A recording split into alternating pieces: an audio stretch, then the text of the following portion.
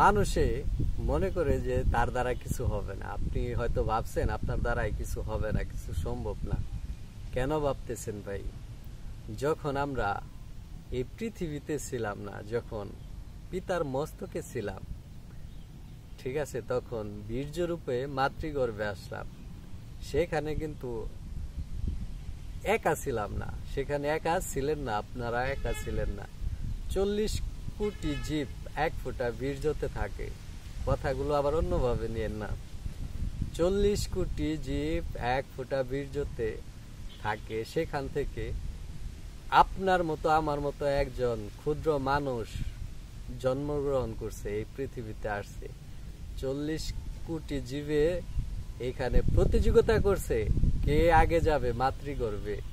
মাতৃগর্ভে যাওয়ার জন্য সবাই দৌড়াদৌড়ি করছে, সবাই এগিয়ে গেছে। সেখানে আমার সাথে কিন্তু কেউ পারে নাই, আপনার সাথে কেউ পারে নাই। এই জিনিসটা একটু খেয়াল রাখবেন। সেখানে কি ছিল না? আমাদের জ্ঞান বুদ্ধি ছিল না, আমাদের হাত পা ছিল না, কোনো কোনো কিছু ছিল না। একমাত্র সৃষ্টিকর্তা আমাদেরকে একটু ক্ষমতা, স্পেশালি হয়তো একটু ক্ষমতা বেশি দিয়েছে, যার কারণে আমরা মাতৃগর্ভে প্রবেশ করছি।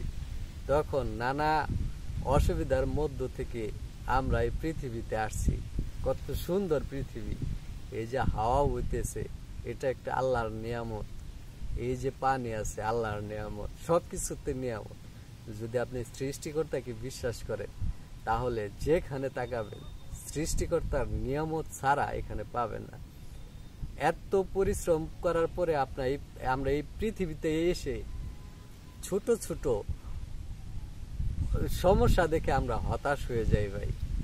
হতাশ, এত পরিমাণে হতাশ হয়ে অনেকেই আত্মহত্যা করে, অনেকেই অনেক কিছু করে ফেলে, হাত কাটে, পা কাটে, অনেক কিছু নিজের অঙ্গ প্রত্যঙ্গের ক্ষতি করে। আসলে এটা সম্পূর্ণ ভুল। আমি ছোট মানুষ, হয়তো আমার কথায় ভুল থাকতে পারে, কেউ ভাবে নিবেন না, ক্ষমার দৃষ্টিতে দেখবেন। আমি যতটুকু আমার জ্ঞানে কুলাই, আমি অতটুকু আপনাদেরকে সাজেস্ট দিতেছি। আমিও এক সময় চরম হতাশার মধ্যে ছিলাম। আস্তে আস্তে এখন কিন্তু বেরিয়ে আসতে পারছি, সকলের ভালোবাসায় এবং কি সহযোগিতায়। এই জন্য ভাই, কেউ হতাশ হবেন না। পৃথিবীতে একমাত্র আপনার ফ্যামিলি আপনাকে ভালোবাসে ভাই। আশেপাশে যত বন্ধু বান্ধব দেখতেছেন, এইগুলার চাইতে 1000 গুণ বেশি। সব বন্ধু বান্ধব যে খারাপ তা কিন্তু না। এই সবার চাইতে বেশি কিন্তু আপনার ফ্যামিলি আপনাকে ভালোবাসে, আপনার ফ্যামিলি আপনাকে সাপোর্ট করে।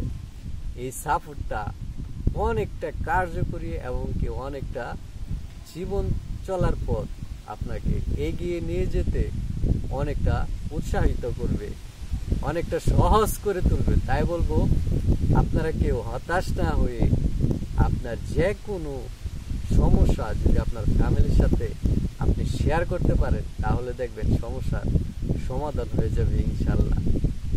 তাই বলবো ভাই, কেউ হতাশাগ্রস্ত নিয়ে চলবেন না। সব সময় পিছনে যা হয়েছে এগুলো বাদ দেওয়ার চিন্তা ভাবনা করেন, সামনের দিকে এগিয়ে যান, তবে আপনাদের সফলতা ধরা দিবে ইনশাল্লাহ। ভিডিওটি ভালো লাগলে সুন্দর একটা কমেন্ট করে যাবেন, পাশাপাশি লাইক কমেন্ট শেয়ার করে সাথে থাকবেন।